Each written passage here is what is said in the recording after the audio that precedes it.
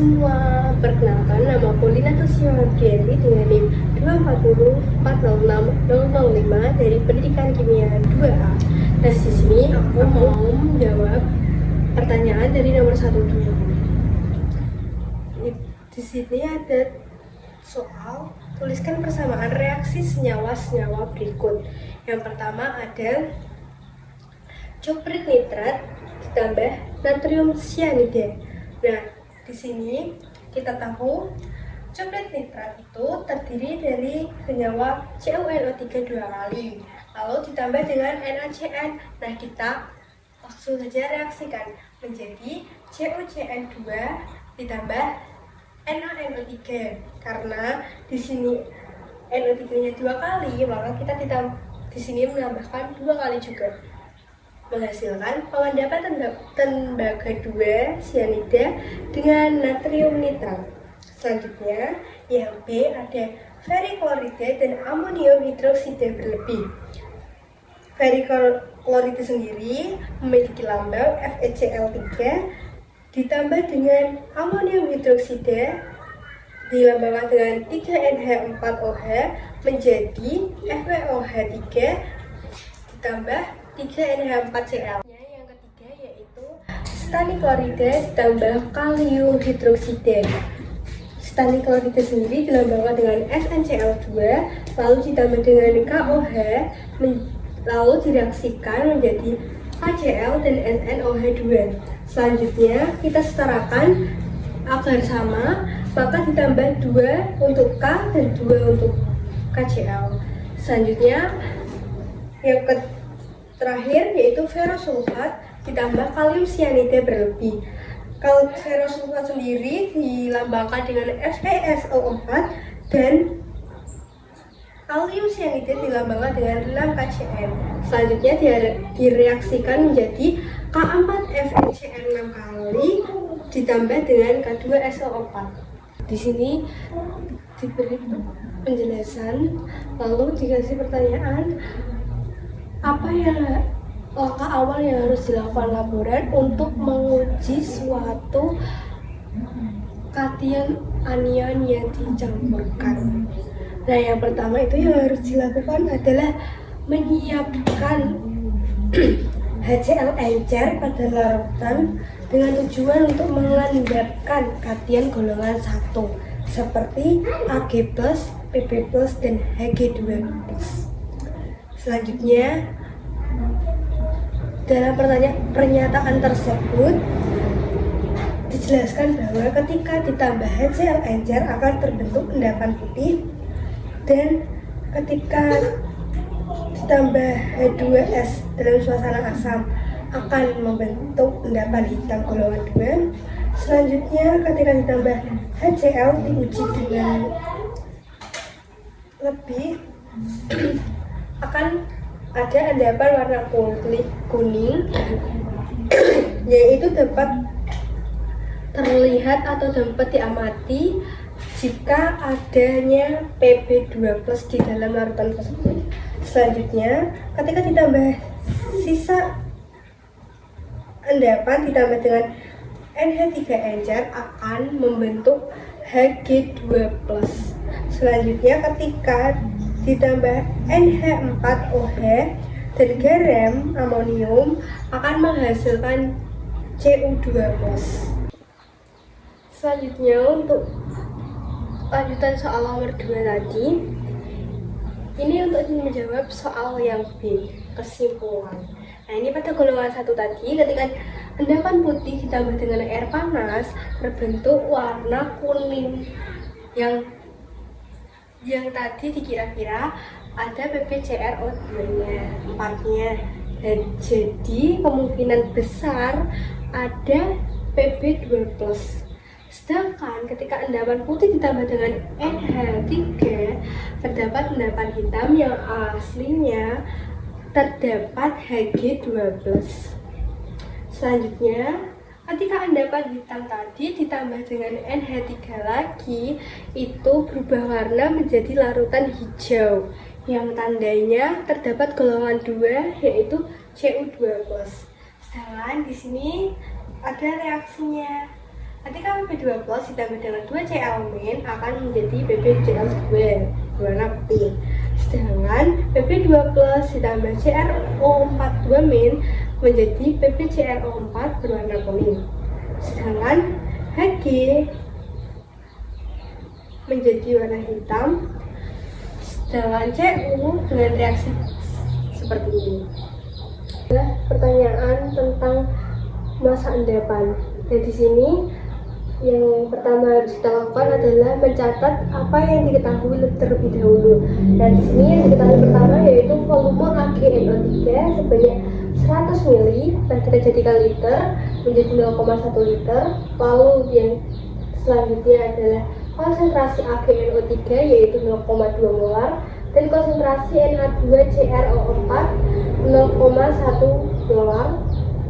Nah, selanjutnya ada KSP 3,2 kali 10 pangkat min 11, lalu AR yaitu Ag 108, Cr 52 dan O sebanyak 16.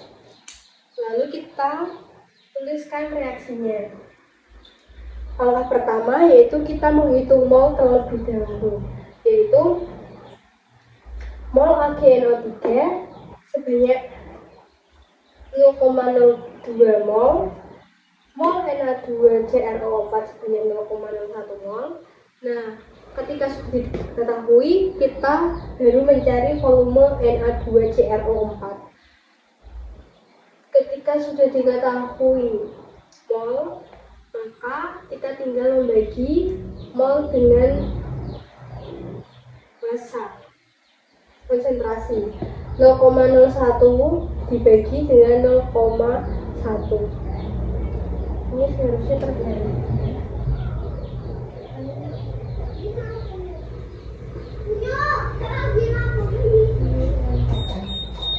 Nah, selanjutnya kita mencari massa endapan.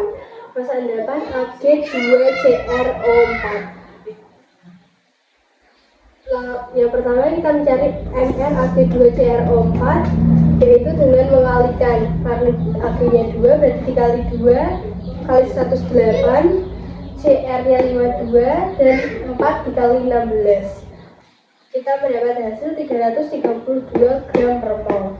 Selanjutnya, karena tadi kita sudah mencari tahu mol AgCr yang terbentuk yaitu 0,01 mol, maka kita tinggal mengalihkan saja 0,1 dikali 332 menjadi 3,32 gram. Dengan begitu, maka kita mengetahui massa endapannya 3,32 gram dan volume larutan NH2CrO4. Selanjutnya kita membahas soal endapan. Yang diketahui pertama adalah volume FeNO3 3 kali yaitu 100 ml, lalu volume K2S yaitu 100 ml juga, dan massa molaritas FeNO3 yaitu sebanyak 0,5 molar, sedangkan K2S nya 0,1 molar, dengan volume total 200 molar yaitu dari FeNO3 100 ml dan H2S 100 ml. Selanjutnya dijadikan liter menjadi 0,2 liter dengan tekanan uap air murni yaitu 1 atm dengan densitas larutan sebanyak 0,8 liter 0,8 gram per mililiter, dan massa larutannya yaitu 200 ml total dikali dengan densitas yaitu sebanyak 160 gram. Selanjutnya di sini ada MRS. Lalu pertanyaan pertama yaitu tekanan uap campuran. Yang pertama kita mencari mol air terlebih dahulu, yaitu dari massa larutan dibagi dengan 18 gram per mol dan kita dapat 8,89 mol. Lalu XY terlarut, berarti larutan yang terlarut itu berapa? Itu didapat dari ini tadi Fe2S3 ditambah dengan mol air sehingga didapat 0,024. Lalu delta P ini 0,0246 dikali dengan 1 atm. Sedangkan selanjutnya tekanan campurannya itu berarti 1 dikurangi dari delta P sehingga mendapatkan 0,975 atm. Selanjutnya B dan C mencari kenaikan titik gigi dan penurunan titik gigi.